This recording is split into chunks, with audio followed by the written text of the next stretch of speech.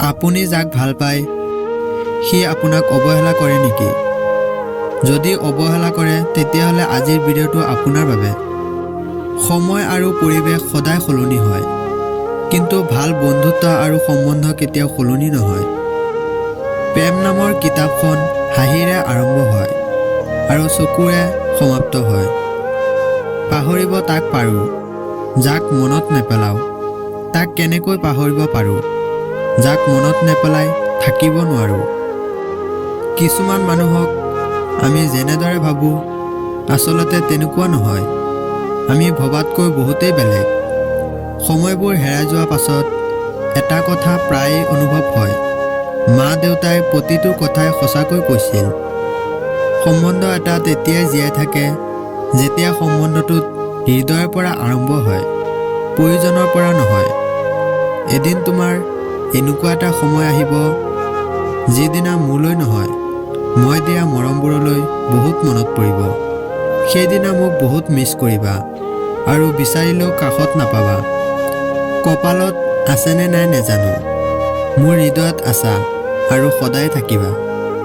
চেহেৰাৰ সৌন্দৰ্য কেৱল আইনাত প্ৰকাশিত হয় আৰু অন্তৰৰ সৌন্দৰ্য আচৰণত প্ৰকাশ হয়। ভাল পাওঁ বুলি কৈছোঁ, ভাল পাই যাম। বিশ্বাস কৰা, মাজপথত হাত এৰি দিয়াৰ অভিজ্ঞতা মোৰ নাই। নাপাওঁ বুলি জনাৰ পিছতো আপোনাক ভাল পাই থকাজনৰ প্ৰেমহে প্ৰকৃত প্ৰেম। নিজৰ প্ৰয়োজনৰ আৰু স্বাৰ্থৰ বাবে ভাল পোৱাজনে একেবাৰে আঁতৰি যায়।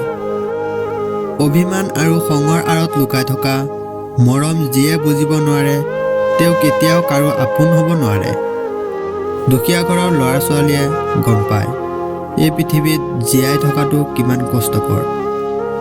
সেইজন ব্যক্তিৰ মনটো বহুত ভাল, যিয়ে বাৰে বাৰে ঠগ খোৱাৰ পিছতো আনৰ বেয়া হোৱাটো কামনা নকৰে।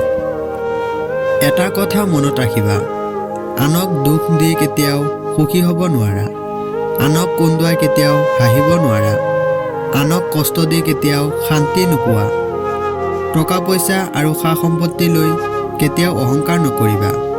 আজি মাটিৰ ওপৰত আছা, কাইলৈ মাটিৰ তলত থাকিবা। আপোনাৰ যদি টকা পইচা আছে তেনেহ'লে আপোনাক সকলোৱে সন্মান কৰিব, কাৰণ এতিয়া সন্মান কৰোঁতে জ্ঞানী চোৱা নহয়, টকা পইচাহে চোৱা হয়। এনে কিছুমান মানুহ আছে যিয়ে আপুনি অকলে থাকিলে গুৰুত্ব নিদিয়ে, তেতিয়াহে গুৰুত্ব দিয়ে যেতিয়া তেওঁ অকলে থাকে। আপোন হ'বলৈ কোনো তেজৰ সম্পৰ্ক নেলাগে। দুখৰ সময়ত যিজন আপোনাৰ কাষত থাকে সেইজনেই প্ৰকৃত আপোন। মানুহে পৃথিৱীত সকলো বস্তু দেখা পায়, কিন্তু নিজৰ ভুল কেতিয়াও দেখা নাপায়। কিছুমান মানুহ আছে যি আপোনাৰ আগত ক'ব এটা আৰু আপোনাৰ পিছত ক'ব আন এটা। এনেকুৱা মানুহৰ পৰা দূৰত থকা উচিত। থেংকছ ফৰ ৱাচিং। আশা কৰোঁ ভিডিঅ'টো চাই ভাল পালে। যদি ভিডিঅ'টো চাই অলপ হ'লেও ভাল পালে তেনেহ'লে এটা লাইক কৰি দিব, শ্বেয়াৰ কৰি দিব আৰু আমাৰ চেনেলটো ছাবস্ক্ৰাইব কৰি আমাৰ সৰু পৰিয়ালৰ সদস্য হৈ যাব। ধন্যবাদ।